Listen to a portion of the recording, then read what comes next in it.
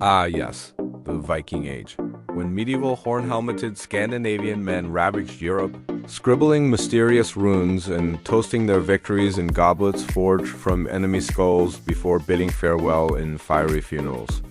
Except that's not quite how it went. It's unclear where the word Viking came from, but in Old Norse it apparently referred to an act of maritime raiding, which the Anglo Saxon Chronicle described as an onslaught of lightning, fiery dragons, and heathen men.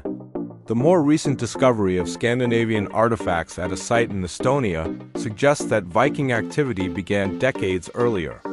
But whatever the precise 8th century start, it persisted for the next 300 years. We don't know exactly what prompted all this Viking-ing. Its society grew increasingly militarized, and like many warrior-based peoples, local chieftains legitimized their rule through gift-giving. Meanwhile, new seafaring technology enabled ships to navigate both shallow rivers and open oceans. Most Scandinavians didn't participate directly, but Viking raids could offer young men the opportunity to amass riches to afford land and marriage. These raids were unquestionably violent, but Vikings didn't use their victims' skulls as goblets. Though this has been recorded in history, looking at you, Shai Ismail. Beyond killing, Viking invasions also involved mass capture. Vikings enslaved and sold people into human trafficking networks, or sent them to labor in Scandinavia and its colonies. Temporary camps grew into permanent communities, and trade networks spread even farther. Viking-era Scandinavian chieftains may have drunk German wine from Egyptian glass, while clad in Chinese silks and Indian gemstones. But they did not wear horned helmets. This image was popularized in 19th century stage productions, specifically Richard Wagner's The Ring Cycle. While archaeologists have found Scandinavian horned helmets, they preceded Vikings by 2,000 years and were likely used in rituals, not battle. Instead, high-status Vikings might have worn iron helmets with brow bridges, while others donned leather caps. Viking society was undeniably patriarchal.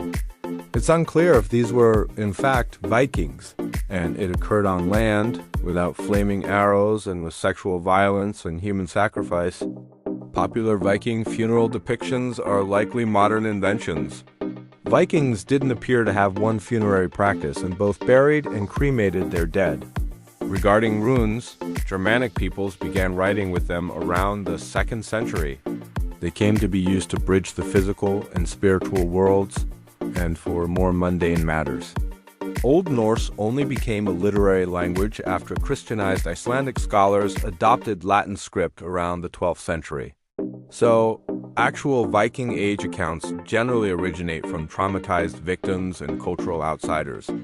In Scandinavia, power shifted towards centralized Christian monarchies and state-sponsored conquest, like crusading.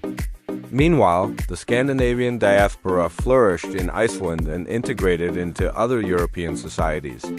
For centuries, the term Viking went unused, until the 1800s, when nationalism swept Europe, and people began invoking it to gesture at a romanticized, shared Germanic past.